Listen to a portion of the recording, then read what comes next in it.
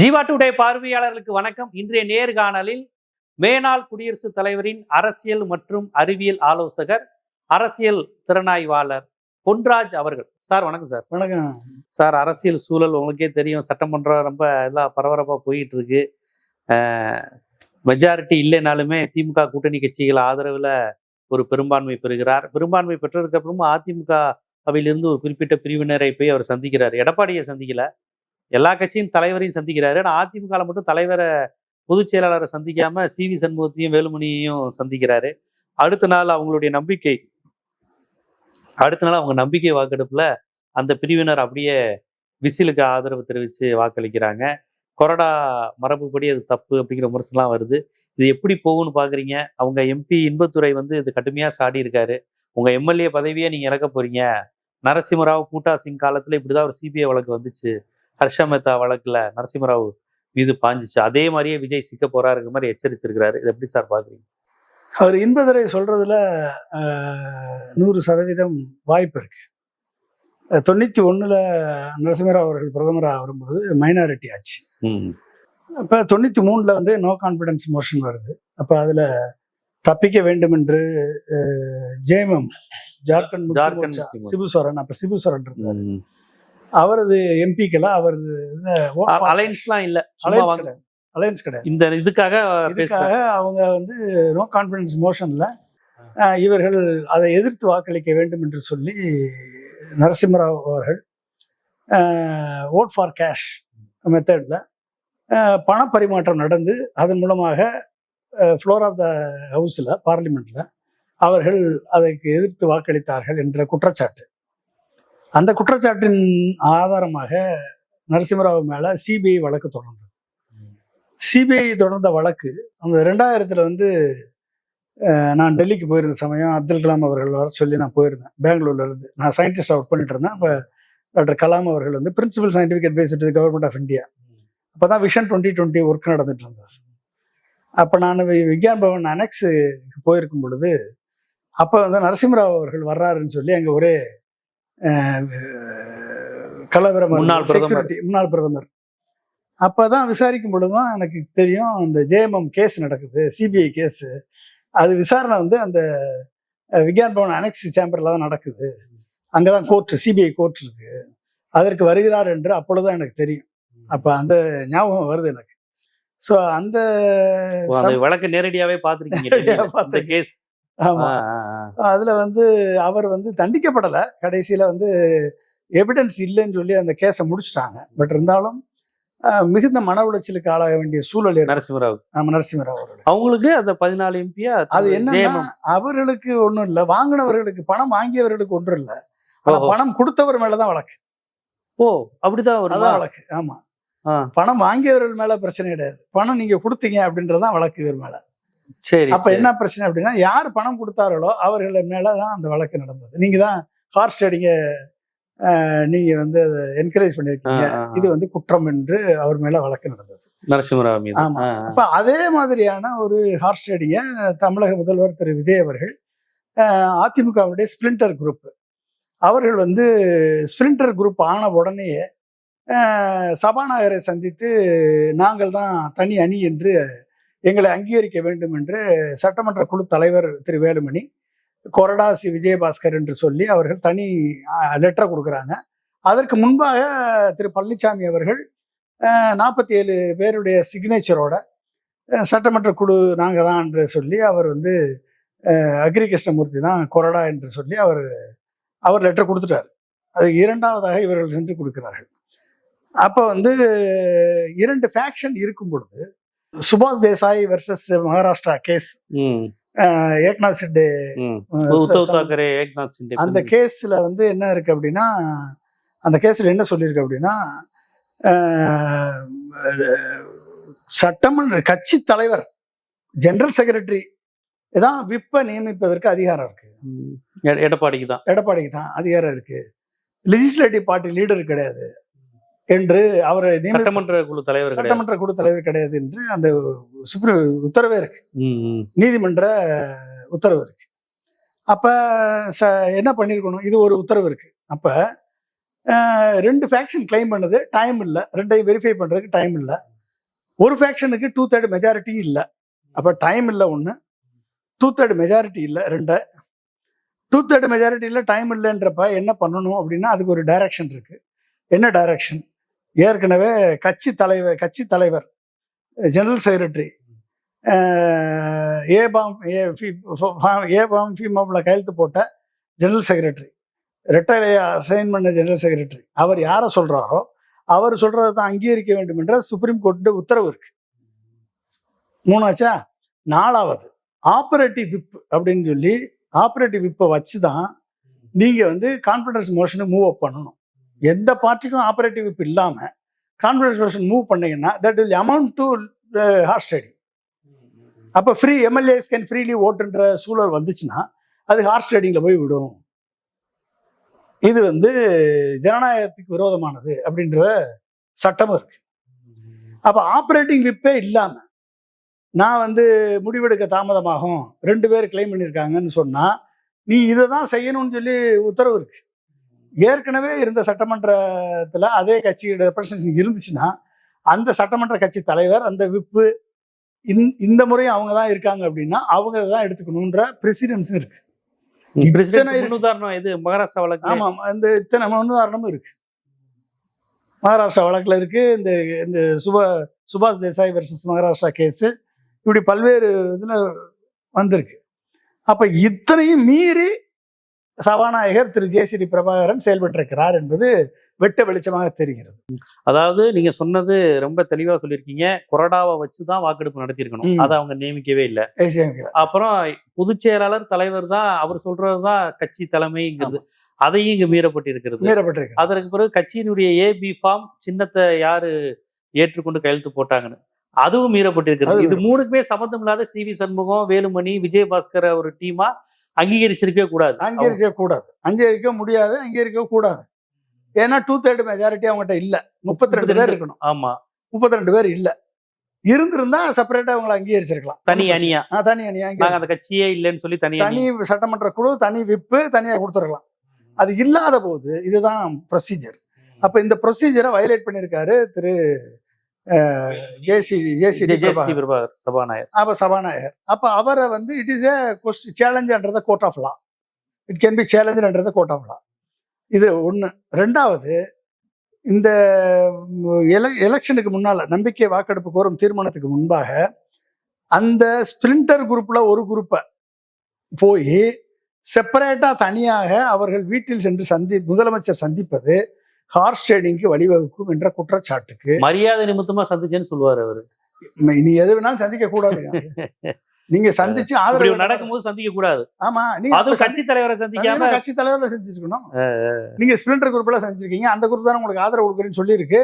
அப்ப அந்த குரூப்பை நீங்க சந்திச்சிருக்கீங்கன்னா நீங்க உங்களை சிக்கல்ல மாட்டி விட்டுருக்காங்கன்னு அர்த்தம்.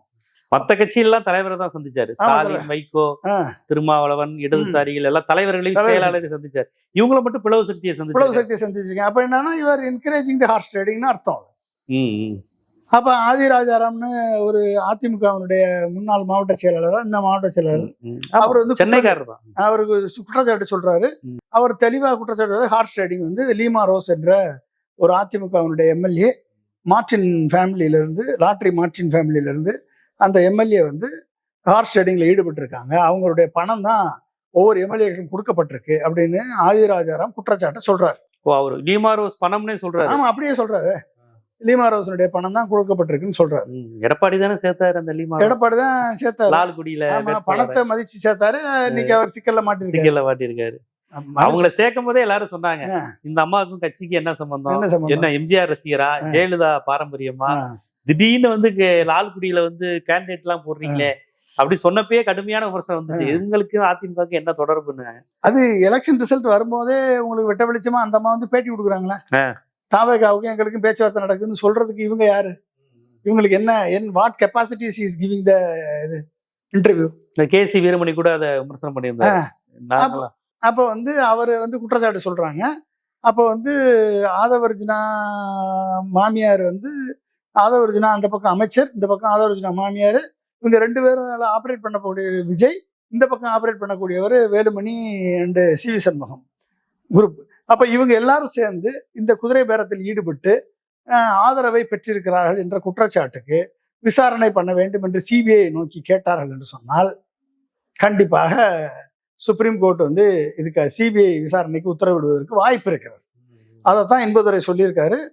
அந்த வாய்ப்பு நடந்துச்சு அப்படின்னா வந்து அன்னெசரியா இன்னொரு சிபிஐ கேஸ் விஜய் மேல, முதல்வர் விஜய் மேல வந்து வருவதற்கு வாய்ப்பு இருக்கிறது. ஓ அப்படிதான். அப்ப இன்பதுரை சொன்ன நரசிம்மராவ் கேஸ் இதுக்கு வரும். ஆமா, அதே கேஸ் வந்து இதுக்கு அப்ளிகபிள் ஆகும். அந்த கேஸ் படி வந்து ஆஜராக வேண்டிய சூழல் ஏற்படும். அப்ப எப்படி பணம் பரிமாற்றம் செய்யப்பட்டது என்ற கேள்விகள்லாம் வரும். யாரெல்லாம் அதுக்கு குற்றச்சாட்டு சொன்னாங்க, ஆதிராஜாராம் சொல்லியிருக்காருன்னா ஆதிராஜாராம் விசாரிப்பாங்க. எப்படி இதை நீங்க இன்பதுரையை விசாரிப்பாங்க. இன்பதுரை எம்பி அவரு. ஆமா, எம்எல்ஏக்களை விசாரிப்பாங்க எப்படி என்று. ஏன்னா எந்த அதிமுக எம்எல்ஏக்களும் பதவியேற்புக்கு போகல, எக்ஸப்ட் லீமா ரோஸ். அவங்க மட்டும் போயிருக்காங்க. புரிஞ்சுட்டீங்களா? ஸோ அவங்க போயிருக்காங்க அப்படின்னா இது வந்து அதிமுகவை உடைப்பதற்கு, அதிமுகவை ஒழிப்பதற்கு சமானமாக இது பார்க்கப்படுகிறது. இவர்களுக்கு பலிகடா ஆகி இருக்கிறார்கள் வேலுமணி, சி சண்முகம் குரூப் அப்படின்னா பதவிக்கும் பணத்திற்கும் அதிமுகவை அடகு வைத்திருக்கிறார்கள் என்ற குற்றச்சாட்டு அவர்கள் மேல சுமத்தப்படுவதில் எந்தவித இதுவும் கிடையாது. இன்னைக்கு வந்து அவருக்கு அமைச்சரவை பதவிக்கு 6 அமைச்சர்களும் 15 வாரிய தலைவர்களும் கொடுப்பதாக பேச்சுவார்த்தை நடந்து முடிந்து விட்டது. அவர்களுக்கு கொடுக்கிறார்கள் என்ற 25 பேர்ல 20 பேருக்கு ஏதாவது ஒரு பதவி, 20 பேருக்கு பதவி கொடுக்க, மற்றவங்களுக்கு பணம் மட்டுமா? மற்றவங்களுக்கு பணமா இருக்கலாம்.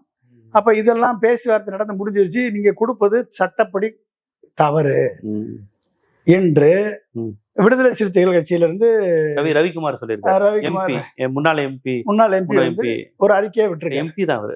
எம்பி, முன்னாள் எம்பி. இப்ப கரண்ட் எம்பி தான். Current MP. ஆர்டிகல் 164 1B படி, இது 10th para 2 of the 10th schedule படி, they will attract disqualification if they violate whip. Violate பண்ணிருக்காங்க, டிஸ்குவாலிஃபிகேஷன் அட்ராக்ட் பண்றாங்க. அதுக்குரிய பெட்டிஷன் ஃபைல் பண்ணிட்டாங்க. எடப்பாடி ஃபைல் பண்ணிட்டாரு, கவர்னர்கிட்ட கொடுத்துட்டாரு, அடுத்து கோர்ட்டுக்கும் போவார் அவர். அப்ப they will attract disqualification. அப்ப அட்ராக்ட் டிஸ்குவாலிஃபிகேஷன் அப்படின்னா ஆர்டிகல் 164 1B படி இவர்களை வந்து மினிஸ்ட்ரியில சேர்ப்பது வந்து it may finally if they prove to be disqualified then இவர்களை மினிஸ்ட்ரியில் சேர்ப்பது வந்து சட்டப்படி பாசிபிளா இருந்தாலும் எத்திக்கலா நாட் கரெக்ட்னு சொல்லி அவர் வந்து அறிக்கை கொடுத்துருக்காரு. அது உண்மையான ஸ்டேட், அதாவது சட்டத்தினுடைய பாயிண்டா அவர் எடுத்து சொல்லியிருக்காரு. இதுதான் சட்டம். அப்ப நீங்க பெட்டர் வந்து ரிசைன் பண்ணிட்டு போய் தாவேகால ஜாயின் பண்ணிருங்க, ஏடிஎம்கேல இருந்து ரிசைன் பண்ணுங்க, எம்எல்ஏ பதவியை ரிசைன் பண்ணுங்க, தாவேகால ஜாயின் பண்ணுங்க, எலெக்ஷன்ல இருந்து ஜெயிச்சு வந்து நீங்க தாவேகா எம்எல்ஏக்களாவே பதவி வச்சுக்கோங்க. இதுதான் கரெக்டான ரூட்டுன்னு சொல்லி அவர் சொல்றாரு. இதான் கரெக்ட், இதான் வந்து கரெக்டான பொசிஷன். லீகல் திருப்பி இவங்க மக்களை சந்திக்கணும். ஆமா, மக்களை சந்திக்கணும். அப்ப ஒரு கட்சியில பண்ணுவாங்க. அப்ப நீங்க வந்து விராலிமலையில விஜயபாஸ்கர் விசில் சின்னத்துல நிக்கணும், மயிலத்துல சிவி சண்முகம் விசில் பாரம்பரியமான ரெட்டலை விட்டு விசில் சொல்லி ஓட்டு கேட்கணும். அப்ப நீங்க விசில்ல ஜெயிச்சாலும் ஜெயிச்சதுதான், தோத்தாலும் தோத்ததுதான். அங்க வந்து தமிழ்நாடே விசில் அலையில இருந்தாலும் இவங்க ஜெயிச்ச தொகுதியில மக்கள் அதிமுக தான் ஓட்டு போட்டிருக்காங்க. ஆனா அங்க இப்ப ஒரு திருப்பி விசில்ல நிக்கணும். அப்ப விசில் வந்து ஜெயிக்குதா இல்ல ஏடிஎம்கே ஜெயிக்க போதா இல்ல டிஎம்கே ஜெயிக்க போதான்றது மக்களுடைய முடிவு, நம்ம சொல்ல முடியாது. ஸோ இதுதான் வந்து இன்னைக்கு இருக்கக்கூடிய லீகல் பொசிஷன். அப்ப அந்த லீகல் பொசிஷனை வந்து அதிமுக எம்எல்ஏக்கள் உணரணும். இப்ப என்ன பிரச்சனை அப்படின்னா, மக்கள் வந்து ரெட்டலைக்கு வாக்களிச்சிருக்காங்க. என்னதான் நீங்க சொன்னாலும் எடப்பாடி பழனிசாமி வந்து தலைமையில 1,34,00,000 பேர் வாக்கு. ஆமா, எடப்பாடி ஏற்றுக்கொண்டு ரெட்டலையை ஏற்றுக்கொண்டு இது இன்னும் எம்ஜிஆர் ஜெயலலிதா கட்சி நம்பிக்கை போட்டிருக்கான். ஆமா, அந்த மக்களுடைய உணர்வு அது அந்த தொண்டர்களுடைய உணர்வு அது. இன்னமும் நிக்கிறான், இவ்வளவு பிரச்சனைகளுக்கு மத்தியிலே நிக்கிறாங்க. அப்ப இந்த உணர்வை தாண்டி இவர்கள் வந்து பதவிக்காகவும் பணத்திற்காகவும் தாவேக்காவுக்கு ஆதரவளிக்கிறேன், இல்ல ரிசைன் பண்ணிட்டு நான் தாவேக்காவுக்கு போறேன்னு இவங்க போனாங்க அப்படின்னா திரும்பி 25 பேர் திரும்பி வருவாங்களான்னு தெரியாது, ஜெயிச்சு வருவாங்களான்னு தெரியாது. அது ஏடிஎம்கேக்கு அட்வான்டேஜா போகலாம், இல்ல டிஎம்கேக்கு அட்வான்டேஜா போகலாம். விராலிமலைங்கிறது விஜயபாஸ்கர் கோட்டையா ரெட்டலை கோட்டையான்றது முடிவாயிரும். ரெட்டலைக்கு விழுந்த ஓட்டா இல்ல விஜயபாஸ்கருக்கு விழுந்த ஓட்டா? மயிலத்துக்கு இப்பதான் சிவி சண்முகம் வந்தாரு. முதல் விழுப்புரம் தான் அவரு வந்தாரு. மயிலம்ங்கிறது அவரு பாரம்பரியமான இதுதான். எங்க இருந்தாலும் ரெட்டலை தான் அவரை காப்பாத்து. அப்ப கொண்டாமுத்தூர்னா இவரு ரெட்டலை தான்.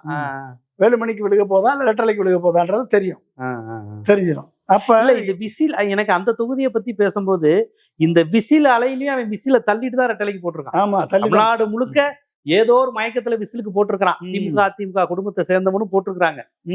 ஆனா அதை தள்ளி எங்க ஏரியா ரெட்டலை தான் அப்படிங்கிற அந்த உணர்வோட அந்த மக்கள் வாக்களிச்சிருக்கிறாங்க. அப்ப அந்த உணர்வை நம்ம வந்து நீங்க திரும்பி வந்து கொஸ்டின் பண்ணீங்கன்னா, கட்சிக்கு துரோகம் பண்ணீங்கன்னா, அந்த துரோகத்தை தொண்டர்களும் பொதுமக்களும் எப்படி எடுத்துக்குவாங்கன்னு நம்மளுக்கு தெரியாது. அப்ப அந்த துரோகத்தினுடைய அந்த எதிர்ப்பை இவர்கள் இந்த 25 எம்எல்ஏக்களும் சந்தித்தாக வேண்டிய சூழலுக்கு தள்ளப்படுவார்கள். பதவிக்காக பணத்திற்காக நீங்க கட்சியவே அடகு வைத்தவர்கள் என்ற பழிக்கு ஆளாவார்கள். தொண்டர்கள் டென்ஷன் ஆமா. ஆமா, தொண்டர்கள் டென்ஷன். அதுவும் அதிமுக அடிப்படையில் பாத்தீங்கன்னா இப்ப திமுகவாது தலைமை மாவட்ட செயலாளர்கள் 2ஆம் கட்ட தலைவர்கள் நிரம்பிய கட்சி. வெறும் கலைஞர் மட்டும் இல்ல, அண்ணா, கலைஞர், பேராசிரியர் அப்படின்னு ஒரு இருக்கு. ஒரு இது உண்டு. அவங்களுக்குன்னு ஒரு பங்கு உண்டு. துரைமுருகனுக்குன்னு ஒரு தனி ராஜ்யம் உண்டு. வீரபாண்டிய ஆறுமுகத்துக்குன்னு ஒரு ஆளுமை உண்டு. திமுக பொறுத்தவரை அதுதான் விமர்சனமாவும் பார்க்கப்பட்டது. ஒவ்வொரு ஏரியாவுக்கு ஒவ்வொருத்தவங்க இருக்கீங்களாப்பா அப்படின்வாங்க. அதிமுக அப்படி கிடையாது. ரெட்டலை தான். மத்த எல்லாரும் எம்ஜிஆர் ஜெயலலிதா ரசிகர் தான். அப்படிதான் இருக்கணுங்கிறது அந்த கட்சி கட்டமைப்பு. அதை தாண்டி ஒரு பெர்சனாலிட்டி வர்றத அவங்க தலைமை விரும்பாது, ஒரு ஆளுமையா இருக்கிறத. அதான் அந்த கட்சியினுடைய பேட்டர்ன். சோ இப்ப எஸ்பி வேலுமணியுடைய ஆளுமையா, விராலிமலையில விஜயபாஸ்கருடைய ஆளுமையா என்னன்றது தெரிஞ்சிடும். இல்ல ரெட்டலை அதிமுக விழுந்த ஓட்டா அப்படிங்கிறது. இவர்கள் விசிலுக்கு போனா விசில் ஓட்டு வருமா இல்ல ரெட்டலை ஓட்டு வாங்க போகுமா அப்படின்றது வரும். ஏன்னா விசிலுக்கு போட மாட்டேன்னு சொல்லிதான் ரெட்டலைக்கு போட்டிருக்கான். ஆமா, விசிலுக்கு போட்டவங்கள்ட்டையும் ஒரு கான்செப்ட் உண்டுல, இந்த முகங்கள் வேணான்னு சொல்லிதானே விசிலுக்கு போட்டிருக்கான். அப்பா திமுக ஊழல் இவங்களா மாறி மாறி கட்ட பஞ்சாயத்து அப்படி எல்லாம் சொல்லிதானே விசிலுக்கு ஓட்டு போட்டு. இப்ப திருப்பி விசிலுன்னு சொல்லிட்டு எஸ்பி வேலுமணியை நீங்க நிப்பாட்டுறீங்க, விஜயபாஸ்கர் நிப்பாட்டுற, விசிலுக்கு ஓட்டு போட்டவனும் கொஞ்சம் ஆமா பேக்கடி பண்ணல. ஆமா ஆமா. அப்ப வந்து டைனமிக்ஸே மாறும். ஆமா, அந்த டைனமிக்ஸ் மாறும் பொழுது 10 சீட்டு கிடைச்சா தாவேக்கு ஆட்சி தொடரும். அதுல 10 கிடைக்கலன்னா தாவேக்கு ஆட்சி பிரச்சனையாயிரும், கவுந்துரும். அப்ப இது வந்து 25 எம்எல்ஏக்கள் இப்ப சட்டப்படி வழக்கு தொடர்ந்தா டிஸ்குவாலிஃபைடு தான். வழக்கு தொடர்ந்தா டிஸ்குவாலிஃபை ஆகும். சரி, நான் கேட்கறேன், 32 பேரை ஒரு வாரத்துல அரேஞ்ச் பண்ணிட்டாங்கன்னா என்ன பண்ணுவீங்க? 32 பேரை அரேஞ்ச் பண்ணிட்டு அதுக்குள்ளதான் இந்த டிஸ்குவாலிஃபிகேஷன் நோட்டிங் ப்ரொசீடிங். அதுவும் இது ஹார்ஸ் ரேட்டிங்ல தான் வரும். ஆமா, அது ஹார்ஸ் படிப்படியா வர்றது. ஆமா, கொஞ்சம் கொஞ்சமா வராரு. குரூப்பா சேரும் போதே 32 சேர்ந்துருக்கணும். 22 சேர்ந்துட்டு 25 சேர்ந்துட்டு அதுக்கப்புறம் 2 அது பதவி காட்டி கூப்பிடுற கணக்கு தான். அது கதையாகும். அப்ப அதுவும் தப்பு. இது ஃபர்ஸ்ட் டிஸ்குவாலிஃபிகேஷன் அட்ராக்ட் ஆயிருது. நீங்க அதுக்கப்புறம் நீங்க யாரை சேர்த்தாலும் அது தனியா தான் வரும். இல்ல ஒரு 3 நாள் கழிச்சு ஆர்டர் 32 வந்துருச்சு நீதிபதி அவர்களே, என்ன அப்படி பண்ண முடியாது. நீங்க ஆல்ரெடி ஃப்ளோர் ஆஃப் அசம்பிளில 25 பேருக்கு காமிச்சிட்டீங்க. இவர் அசம்பிளில ரெக்கார்ட் இருக்கு. அப்ப நீங்க 25 பேர் வந்து யூஆர் நாட் 1/2. அப்ப you're already attracted disqualification first. இனிமேல் ஒரு 6 பேர் வந்தா கூட 7 பேர் வந்தா கூட அந்த 7 பேரும் செப்பரேட் பேலட் தான் கொண்டு விடுவாங்க. திருப்பி முதல்ல ஆரம்பிக்கணும். திருப்பி முதல்ல இருந்து ஆரம்பிக்கணும். அப்படிதான் போகும். இப்ப இன்பதுரை சொல்ற கான்செப்ட் வந்து முதலமைச்சர் மீது அவர் வந்து விஜய கார்னர் பண்ணிருக்காரு. இன்பதுரையோட இது வந்து நீங்க சொல்ற சட்ட நடவடிக்கை எம்எல்ஏக்கள் பதவியிழப்பு அது தொடர்பா பேசுறீங்க. ஆனா இன்பதுரை சொல்லியிருப்பது நரசிம்மராவ் மாதிரி உனக்கு வரப்போற பாரு சிபிஐ கேஸ் ஓ மேல வரப்போகுது, நீ பணம் கொடுத்தேன்னு வரப்போகுது.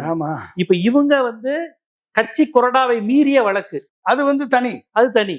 இப்ப இந்த 25 பேர் மீறது இது வந்து கொறடாக்கு மீறிய, கட்சிக்கு மீறிய கட்சி தாவல் தடை சட்டம். விஜய் மீது வர்றது பணம் கொடுத்து சிபிஐ வழக்கு. சிபிஐ வழக்கு இது ரெண்டுமே வர வாய்ப்பு. ரெண்டு தனித்தனியா வழக்க வரும். 2 வழக்கா வரும்.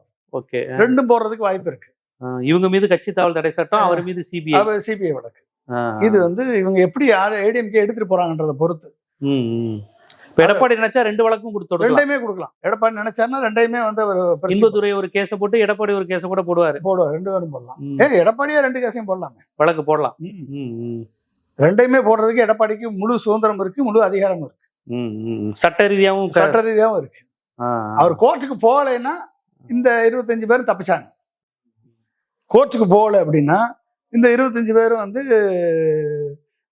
இதை வந்து சீரியஸ் அஃபென்ஸா எடுக்கல, இவங்க எல்லாம் ஒன்னா சேர்ந்துட்டாங்க அப்படின்னா இவங்க அதுல இருந்து தப்பிக்கலாம். அந்த நேரத்துல சபாநாயகர் வேற மாதிரி தீர்ப்பு சொல்லுவார். அப்ப சபாநாயகர் வந்து he will invoke the அப்ப நான் அப்ப பண்ண முடியாது. ஏன்னா ஆபரேட்டிவ் இப்ப பண்ணாதவர் அன்னைக்கு பண்ணாதவர் திரும்பி பண்ண முடியாது. அன்னைக்கு பண்ணாம ரிசல்ட் அனௌன்ஸ் பண்ணிட்டாரு, 144 சொல்லி அனௌன்ஸ் பண்ணிட்டாரு. அதை திரும்பி வந்து இவர் ரிவோக் பண்ண முடியாது. அப்ப அது பிரச்சனை தான். அப்ப எடப்பாடி பார்த்து விட்டாருன்னா 25 பேர் தப்பிக்கலாம், பதவி தப்பிக்கலாம். ஆனா எடப்பாடி விட மாட்டாருன்னு தான் நினைக்கிறேன். ஏன்னா இன்பதுரை பேசுறாருன்னா அது எடப்பாடியோட வாய்ஸ் தானே. ஆமா, அவங்க டிஸ்கஸ் பண்ணி தானே பண்ணிருப்பாங்க. ஆமா, இல்ல இன்பதுரை எடப்பாடிக்கு ரொம்ப நெருக்கமானவர். டெல்லிக்கு அனுப்பியிருக்காருன்னா இன்பதுரை வந்து எடப்பாடிக்கு அப்பாவுக்கு கேஸ்ல அப்பாவுக்கு கடைசி வரையும் ஓட்டு எண்ணிக்கையே என்ன இல்லையே. இன்பதுரை தானே ஜெயிச்சு வந்தாரு. அந்த அளவுக்கு எடப்பாடிக்கு நெருக்கமானவர் இன்பதுரை. இப்ப அவர் பேசியிருக்காருன்னா அது கவனிக்க வேண்டிய ஒரு விஷயமா தான் பார்க்கணும். ஒரு செக்கு அதுல ரீசனிங் இருக்கு. அதுல வெறும் அரசியல் மட்டும் இல்ல, சட்ட ரீதியான ஆர்குமெண்ட் இருக்கு. சட்ட ரீதியா எடப்பாடி ஸ்ட்ராங்கா தான் இருக்காரு அதுல. நம்ம இப்ப இன்னொரு விஷயம் சொல்றாங்க. இப்படிதான் ஜெயலலிதா காலத்துல ஜெயலலிதா காங்கிரஸ்னு ஒரு கான்செப்ட் வந்துச்சு. நரசிம்மராவுக்கும் ஜெயலலிதாவுக்கும் சண்டை இங்க வந்துருச்சு. கூட்டணி வச்சு பிரச்சனை ஆயிடுச்சு. ராஜீவ்காந்தி ரத்தத்துல அதை நாங்க ஜெயிக்கல அப்படி இப்படின்னு ஜெயலலிதா சொன்ன உடனே அங்க கோபம் ஆயிடுச்சு. அப்ப வந்து கோவை செல்வராஜ் இந்த மாதிரி ஒரு 5-6 பேர் வந்து காங்கிரஸ்லயே ஜெயலலிதா அணின்னு தனியா மாறினாங்க. ஆனா சபாநாயகர் எந்த நடவடிக்கை எடுக்காம அப்படியே அந்த சேடப்பட்டி முத்தையா அப்படியே மெயின்டைன் பண்ணாருன்னா அந்த மாதிரி இது அதுக்கு வந்து சபாநாயகருக்கு உரிமை இருக்கு. சபாநாயகர் டிசிஷன் வந்து ஃபைனல்னு போகும். அப்ப வந்து இவங்க தனி ஃபேக்ஷனா செயல்படுவாங்க. ஏன் தேமுதிக கேஸ்லயே நடக்கலையா?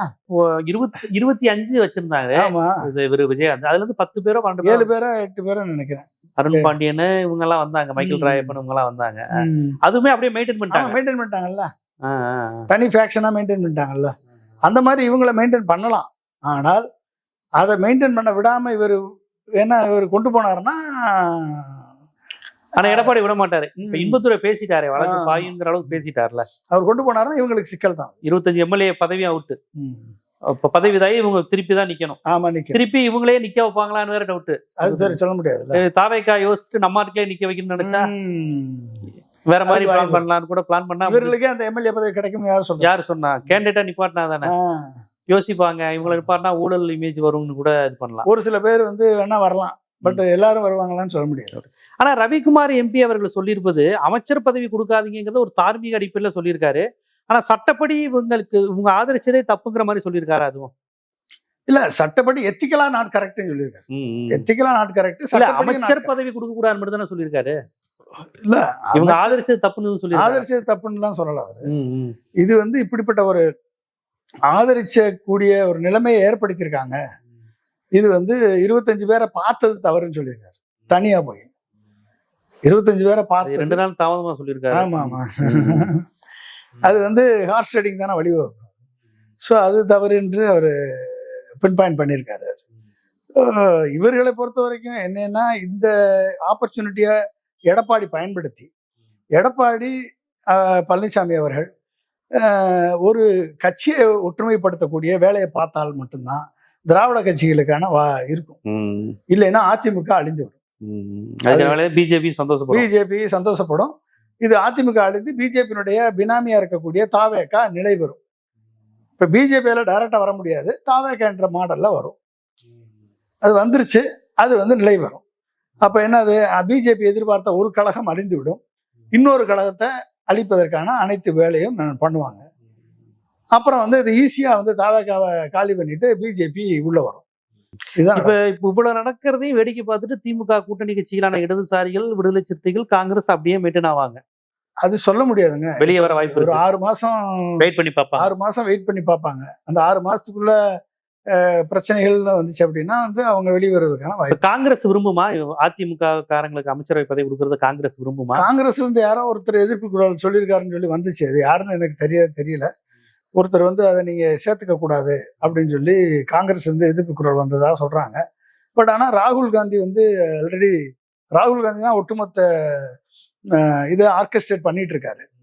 அப்ப ராகுல் காந்தி தான் கம்யூனிஸ்ட உள்ள கொண்டு வந்தது, ராகுல் காந்தி தான் ஐஎம்எல்ல உள்ள கொண்டு வந்தது, ராகுல் காந்தி தான் விசிகாவை உள்ள கொண்டு வர்றதுக்கு புஷ் பண்ணது. ஆனாலும் விசிகாவும் கம்யூனிஸ்டும் ஐஎம்எல்லும் திமுக தலைவர் ஒப்புதலோட தான் போயிருக்காங்க, கூட்டணியில தொடரும்னு சொல்லியிருக்காங்க. அந்த அளவுல அவங்க தப்பிச்சாங்க. காங்கிரஸ் மாதிரி வந்து முதுகுல குத்திட்டு போகல. எனவே காங்கிரஸ் வந்து காங்கிரஸை அலோவ் பண்றது, காங்கிரஸை வைத்து கொண்டு இன்னொரு தேர்தலில் தாவேக்கா ஜெயிக்க முடியுமா, ஜெயிக்க விடுவாரா அமித்ஷா என்பது பெரிய கேள்வி. அப்படிதான் பாக்குறீங்க? அதான் பாக்குறேன், நான் அதான் பாக்குறேன். ஓகே, அப்ப 25 எம்எல்ஏக்கள் ராஜினாமா இல்ல பதவி இழப்பு ஆவதற்கான சட்ட ரீதியான வாய்ப்புகள் இருக்கு. இது எப்படி நகர்த்த போறாங்க? இடதுசாரிகள் போன்றவர்கள் இப்படி ஊழல் அமைச்சரவைங்கிற மாதிரியான விமர்சனத்தை தாங்கி கொண்டு இருப்பாங்களா, ஆதரவு தொடருவாங்களா, எல்லாத்தையும் பொறுத்து தான் பார்க்கணும். சட்ட ரீதியாக அரசியல் ரீதியாக அடுத்த கட்ட பரபரப்பு ஏற்படுவதற்கான நிறைய வாய்ப்புகள் இருக்குங்கிறத ரொம்ப விரிவாக சொல்லியிருக்கீங்க. நன்றி. மிக்க நன்றி. தேங்க்யூ.